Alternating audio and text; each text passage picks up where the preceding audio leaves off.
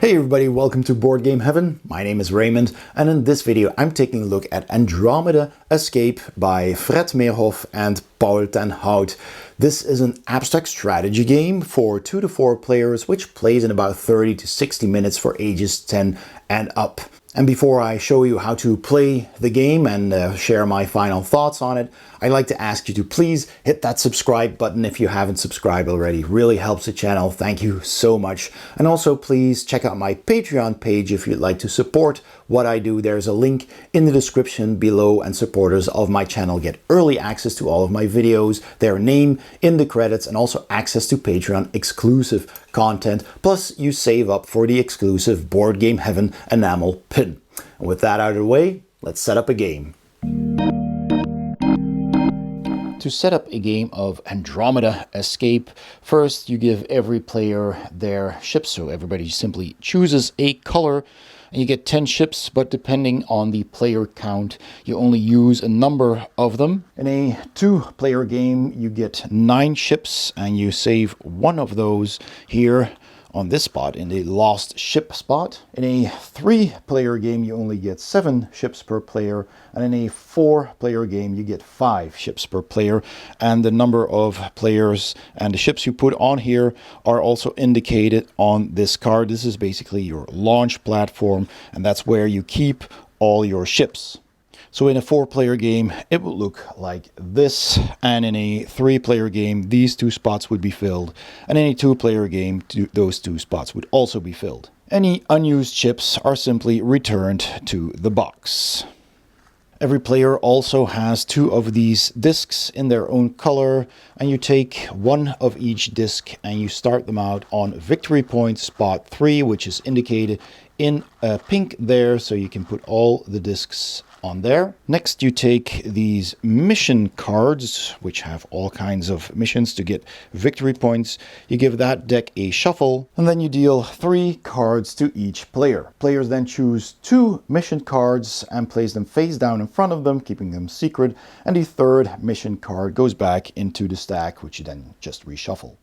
Take the yellow alert cards and the pink warning cards, give those decks a shuffle, put them on their indicated spaces like so, and then turn over the first card of each deck and put them in these spots right here. And in addition, you also deal 1 alert card to each player. Decide who gets to go first. So let's say the blue player goes first and you play in clockwise order. Then you take the discs from the first and the second player and you place them on spot number 1 over there. The 3rd yellow player in this case gets to place their disc on spot number 3. And if there is a 4th player, that player gets to place their disc on spot number 2. And that's the whole setup. Let's explain the rules. So the goal of Andromeda Escape is to navigate your fleet of ships from this outer ring here towards a wormhole in the center of this galaxy and escape it, because the galaxy is on the verge of collapse and you need to get all of your ships to safety. And of course, in doing so, you will earn victory points, which you keep track of over here. And of course, at the end of the game, the person with the most victory points will win. So in clockwise order, players take their turn, and at the start of your turn, only at the start of your turn, you may optionally play 1 of your action cards. You may play multiple if you have them. So this is an alert card, which is one of the action cards. You could have a warning card as well.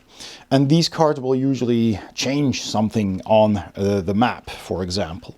So we have here a card that says you're blocking a passage. And as you can see, the board has 3 of these dotted passages. The board is basically divided into 3 sectors that all exit here in the middle. So this sector branches out to here, and this branches out to here and to here.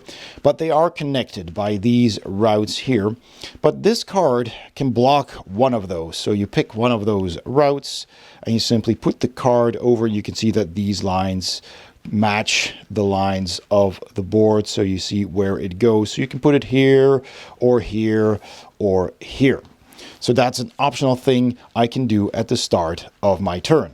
I also have these mission cards, which are kind of like your objective cards in games like Ticket to Ride. These will give you additional victory points if you fulfill the quests that's on these cards. And all of these mission cards are different. So for example, this one says 3rd place, 2 victory points, last ship. And that means that you need to be the 3rd player, which only applies, of course, to a 3/4 player game, to have all of their ships through the wormhole, and then you earn this 3rd place, 2 victory points for your last ship. So the first player to get them all through the wormhole will get 9 extra victory points, the second will get 4, and the third will get 2. And this card, if you manage to do that as the 3rd player, you get 9 additional victory points. So this is not bad. This one has this track here on it, and I'll explain what this track does in a minute.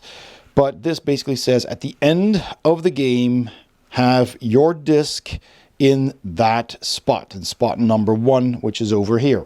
And the word skip here refers to the skip HUD here. And this basically comes into play when you have no options on the board and you must skip a turn. And at any time during the game, once one of your mission cards is fulfilled, just show it to the other players, say, look, this has been accomplished, and then you just turn it over to the visible side and you score those additional victory points. But for now, let's just keep them face down. So it's my turn, and after optionally playing any number of action cards that I may have, I can take one of 2 actions. I can either bring a new spaceship into play by placing it on the outer ring, anywhere on any of these spots in the outer ring. So I take one of my ships and, for example, I put it here. I'll put it down like this. Or I can move an already placed ship that I might have on the board later on 1 space closer to the wormhole. And a couple of rules, of course, apply. Spaceships always move from the outer rings towards the wormhole. You can never go back unless you have a card that specifically tells you you can. And in these spots, you can move from left to right in the same ring, basically. That's the only exception there is. Otherwise, you just always move forward. Now, spaceships cannot be placed on the same field that's already occupied. You always have to pick another space. And other spaceships also block your movement. So again, if I were to move here, I occupy the same space, which isn't allowed. So this is basically blocked, and I'll have to either move a different ship or place a ship or wait until I can make a legal move again. Making a move is mandatory, so I cannot just voluntarily skip a turn and take advantage of this track again, which I will explain in a bit. So if you can place a ship or move a ship, you must. The only exception to the movement rule is the dotted line. So if this were to be my only option, then I can choose to skip. So at some point in the game, and your board may look a little bit like this. Ships have been moved, ships have been placed, and you might come at a point where you cannot make any more moves and you actually have to skip. Now when that happens, you move your disc 1 spot in clockwise order over this track. So when I move from spot 1 over here to spot number 2 over here, there's nothing, no text in this spot, so nothing will happen. I'll have to be a bit more patient, but if it happens to me a second time, if I started here, of course, I will move here, and here it says warp. So what does a warp mean? If I gain the warp ability, I get to set one of my ships upright. So for example, this one, I can set it upright. And what does that mean? That means that on a next turn, I can move this ship 2 spaces instead of 1. And should there be an other ship in my way, I can actually warp over it, just jump over it to another spot. Now, if I have a warped up ship and I get to move it. And this is the only ship I can move on this turn, for example. Say this was the case and these were all blocked, for example.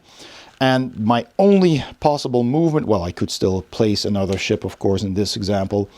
But if this was the only one that I could move, then I could warp it 2 spaces like this or like this. I can't go here, obviously, because this is blocked. So sometimes my only option is to move a warped ship 1 space. So that's a bit of a shame, but if I can move, I have to. And if I have to skip again on a future turn and I end back up in spot number 1, this spot says swap. So only if I land there do I get to do that action. And swapping simply means I get to swap with another ship, an opponent's ship, right directly in front of me. So in this case, I could swap with this white ship. Now I get these actions right away as my disc ends on those spots. So getting warp is good because I can just set up my ship piece upright and then choose to warp with it in a next turn or a next turn, doesn't matter. I can keep it warped until I use it. But when I have to swap, I have to do that immediately. So if I don't have anyone to swap with at that moment, then that action is lost.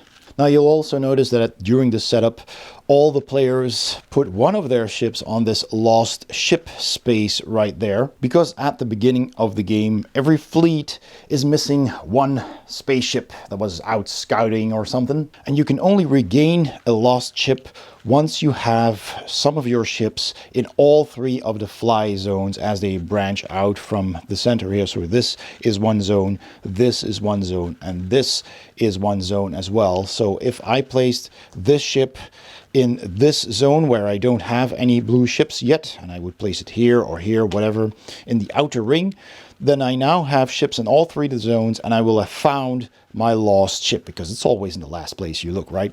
And then we take it, and then you can immediately place it on an empty spot in the outer zone. So here, for example. And you need to unlock it in order to save your entire fleet. So you can't leave with all of your ships without finding that last one. So that's basically a mechanism to make sure you will always have ships in all 3 of these zones. So a spaceship is saved once it reaches the wormhole in the middle here. So if I use my movement to move my ship inside here, then I just immediately take it off of the board. You can return it back to the box. And you can immediately, as a reward, choose one of the open action cards, so either the alert or the warning card that is visible at this moment, and add it to my hand. So I will look at these and see which one I want. So maybe I want this one.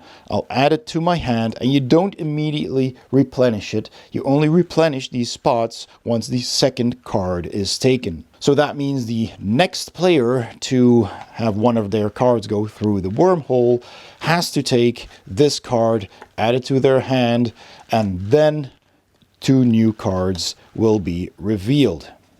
After saving your last ship, you're basically done. So after that happens, you don't take a new card. Those are only for the remaining players at that point. And when you're the first player to navigate your last ship through the wormhole, so let's say all of them have already been gone through and this was my last ship and I navigated through, then I take that ship and place it on the spot. If I was the first one to do it, I place my ship here and I get 9 victory points, which I can immediately add to my track. And the second player to do so takes their last ship, puts it over there, and the third player puts it over there. And the fourth player, of course, won't get any extra victory points because they were the last player. And the game immediately ends when the penultimate player has navigated their last spaceship through the wormhole. So the last player with ships on the board still gets the victory points from the last ship HUD, except for the 4th player in a 4-player game. And of course, at that point, the player with the most victory points wins the game. And should your disc ever go beyond 20 points, you just put it here on the 0, take one of your already rescued ships and put it on the 20 victory point spot right here to remember that you've already gone past the 20. And you, of course, get victory points not only by being the first, second, or third player to have all their ships rescued, but you also get victory points, like I showed earlier, from fulfilling certain missions. So these 2 mission cards that you got at the start of the game, if I manage to end with my disc at the indicated spot here, for example in this one here, I would get 6 additional victory points. And for this card, I would have to have been the third to finish. So if I was the third, I would get 2 victory points from that spot and 9 additional victory points from doing this card. And any mission cards that I've played during the game can also gain or lose victory points. Now, a lot of these cards will cost me victory points to play because they usually help you during the game or thwart other players, and it will say if I play them right here, that's the first one with the play icon. This one costs 0 victory points for blocking a row because it might also not be beneficial to myself. So this is free. And if I hold it until the end of the game, if I still have this card at the end, then it will cost me a victory point. So this card is better to play during the game. This card, for example, will always cost me a victory point, whether I play it or still have it in my hand at the end of the game. And all of these cards, these mission cards, have a letter in the corner here, a small R and a small O. And the mission cards also have an indication. They have numbers here. All of those cards are explained in the rulebook. These are the mission cards numbered 1 through 15. And these are the action cards. So we have warning cards A through I, and then alert cards J through U. So you can see exactly what they do here if the card itself isn't clear enough for you. Any uncompleted mission cards don't cost you any victory points, but you also, of course, do not gain any. And the back of the rulebook even has a 2-player game variant where you're playing like chess without cards. So you're basically just moving pieces around on the board, and you can play several scenarios when scanning this QR code, and the manual and the frequently asked questions are also available online when scanning this QR code. And those are all the rules for playing Andromeda Escape. Let's go to my final thoughts. So my final thoughts on Andromeda Escape by Bad Rule Games, who were kind enough to donate a copy for me to review. Big thanks for that. Let's start with the components. So the components are pretty good. The cards are of a really nice quality, nice and thick. They have a glossy finish, no linen finish, but they are printed very clearly. Everything is very readable. So that all looks really good. The board is of a nice, sturdy quality. The meeples are pretty cool. I love that they are a little kind of like Space Invader spaceships, more or less. And they just look great on the board. The colors are clear and different enough for all players. And that's basically it. The box is a bit big because you just have the board and then a bag of these spaceships and a bag of cards. But the board folded together in 4 already just needs this size to fit. So there's not really anything else you can do about that. And I do like that this is a eco-friendly game. The wrapping is biodegradable. Everything else is cardboard and wood. And that's pretty much it. So that's really good as well. The artwork, there's not much of it. There's basically the box itself, which has a nice cover art, the booklet, and the board. But the board does look really nice. It has this beautiful a galaxy on it with a black void in the middle where the wormhole is supposed to be. And it does look really, really nice. And all the iconography and everything on it looks very clear and pretty good. The theme is nice. I mean, it is pretty much an abstract strategy. You're moving, you're blocking each other's way, you're taking all kinds of actions, you're using cards to change up the board or to make certain actions, and that's a lot of fun. But it does fit the gameplay, I think, having a fleet of ships just moving to the central part in the galaxy where the wormhole is to try and escape, and that you can have your ship warp, and then if a spot becomes free, you can jump over another ship. That does kind of make sense in a thematic sense. So, yeah, you know, if it had to have a theme, this is a good one. The gameplay is a lot of fun. It's simple, it's quick, and you're just moving your ships around, trying to get them all out of there. Of course, being in all 3 sections, so you can get your lost ship and bring that into play as well. And you're trying to get those mission cards that you have at the start of the game. You're trying to fulfill those for extra victory points. So you're really trying to work your strategy around getting those points. And that really does change. There's plenty of those cards in the game, and you'll pick a different one every time. You'll get 2 and then pick, or you get 3 and you pick 2. And that will really change the way you play. You're going for a certain goal, and that's a lot of fun. And then you have these warning and alert cards that you get whenever one of your ships escape. And you pick one of the 2 if there's 2 left, or you just stuck with the one that's left over. And only then do those spots get refilled.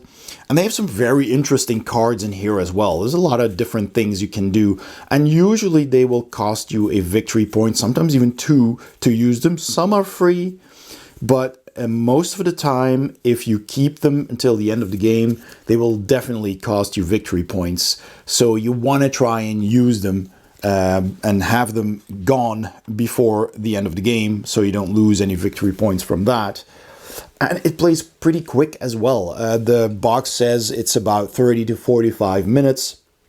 I would agree for a 2 or 3 player game. And a 4 player game, especially if it's your first time playing, it can take up to an hour.